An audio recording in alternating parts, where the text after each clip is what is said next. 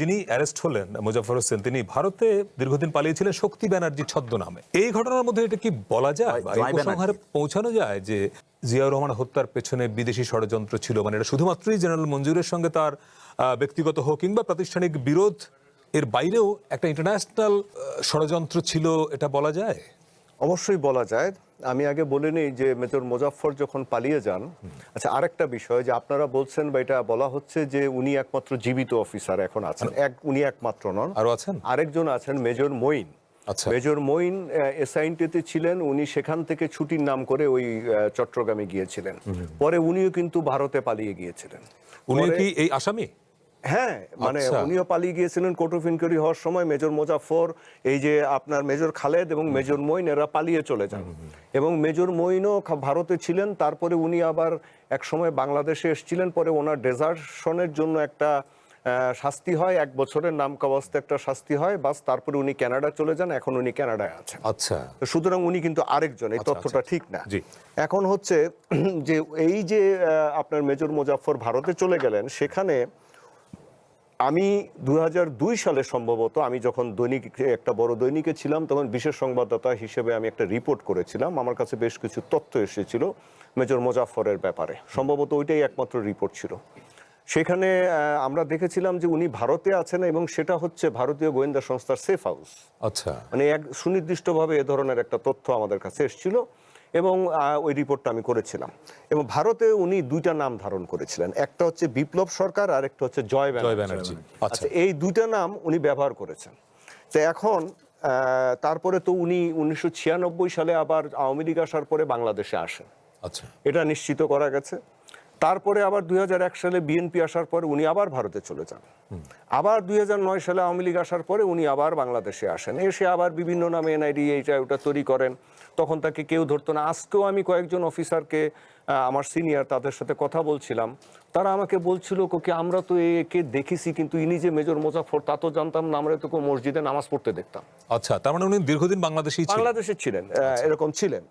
এখন দেখেন, আপনি যে বললেন যে এটার মধ্যে বিদেশি শক্তি কিভাবে জড়িত থাকতে পারে, আপনি inside draw the story of India secret service নামে একটা বই আছে, ভারতীয় সাংবাদিক অশোক রায়নার লেখা। এই বইটা আমি 1993 সালে অনুবাদ করি। এটা হচ্ছে ভারতীয় গুপ্তচর সংস্থার উপর প্রথম মানে বই, এবং এটাকে তাদের একটা অফিসিয়াল বুক হিসেবে বলা হয়। স্যার এটা পড়েছেন আমি জানি। তো এই বইটাতে লেখা আছে যে আপনার এই বইয়ের রেফারেন্সে পরে স্টেটসম্যান পত্রিকায় ভারতে আনন্দবাজারে অনেক রিপোর্ট হয়েছে, টেলিগ্রাফে রিপোর্ট হয়েছে, যেগুলো আবার আমাদের বাংলাদেশের পত্রিকায় রিপোর্ট হয়েছে। সেখানে বলা হয়েছে যে শেখ মুজিব হত্যাকাণ্ডের পর ভারত প্রতিশোধ নেয়ার জন্য পাগল হয়ে যায়, যে তাদের স্ট্যাটাসকু চেঞ্জ হয়ে গেছে, তাদের মাতবরি চলে গেছে, সুতরাং এখানে ক্ষমতার পট পরিবর্তন করতে হবে।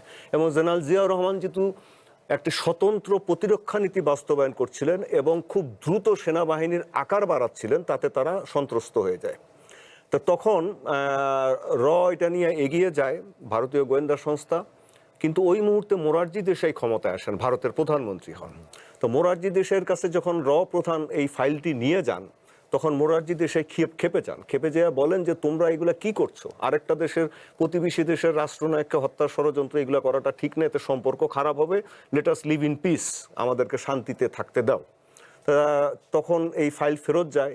কিন্তু উনি 1.5 বছরের মধ্যে মোরারজি দেশাই এবার ক্ষমতাচ্যুত হন, ইন্দিরা গান্ধী ক্ষমতায় আসেন। এসে উনি অর্ডার দেন ডু ইট, এবং তারপরে জেনারেল জিয়াউর রহমান নিহত হন। এখন এই যে স্যার একটা কথা বলছিলেন যে জেনারেল জিয়াউর রহমানের সময় অনেক কু হয়েছে, 21টা কু হয়েছে। এই 7ই নভেম্বর 1975 সালের পর বাংলাদেশ সশস্ত্র বাহিনীতে 21টা কু একটার পর একটা হয়েছে। সবচেয়ে বড় কুটা হয়েছে হত্যাকাণ্ড ছাড়া 77 সালে আপনার বিমান বাহিনীতে 11 জন ফাইটার পাইলট আমাদের মারা গেছে, 200 লোক মারা গেছে। হ্যাঁ, মানে আমাদের বিমান বাহিনী প্রায় শেষ হয়ে গিয়েছিল।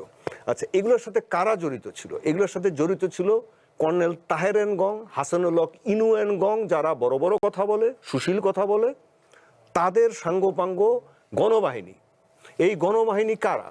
এরা আমাদের আর্মির ডিসিপ্লিন নষ্ট করে বাংলাদেশ আর্মিকে শেষ করে দিতে চেয়েছিল। এখন আরেকটা তথ্য উঠে এসেছে, যেটা সাধারণত পত্রপত্রিকায় বা বইয়ে আসে না।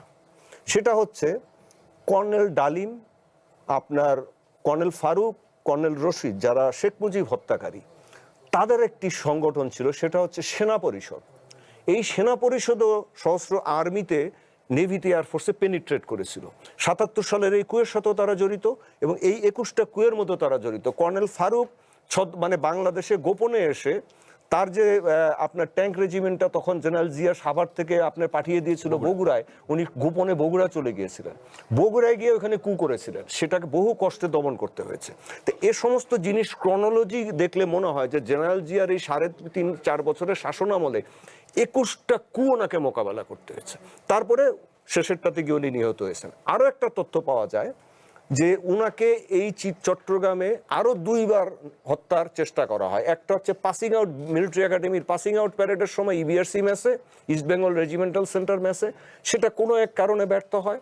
এরপরে অপারেশন আয়রন শিল্ড নামে বাংলাদেশে একবারই আপনার একটা ল্যান্ডিং অপারেশন হয়েছিল কক্সেস বাজারে, সেইটার মধ্যেও আপনার হত্যাকাণ্ডের একটা পরিকল্পনা করা হয়। এটা জেনারেল মঞ্জুর ওই গোষ্ঠী যে যাদের নাম এসছে এরাই করেছে। এই যাদের কথা বলছেন এদের সঙ্গে তাহলে আপনি বললেন যে ইন্দিরা গান্ধী অর্ডার দিয়েছেন, তার মানে ভারতীয় এই যে যারা কুয়ের সঙ্গে এখানে জড়িত, তার মানে তারা সবাই ব্যাকড বাই ইন্ডিয়া, এটা বলতে চান আপনি? তাদের সবাই মানে কি, যারা মূল চক্রান্তকারী, আর বাকিগুলো তো এদের অর্ডার, বাকিগুলো তো অন্যভাবে কাজ করে।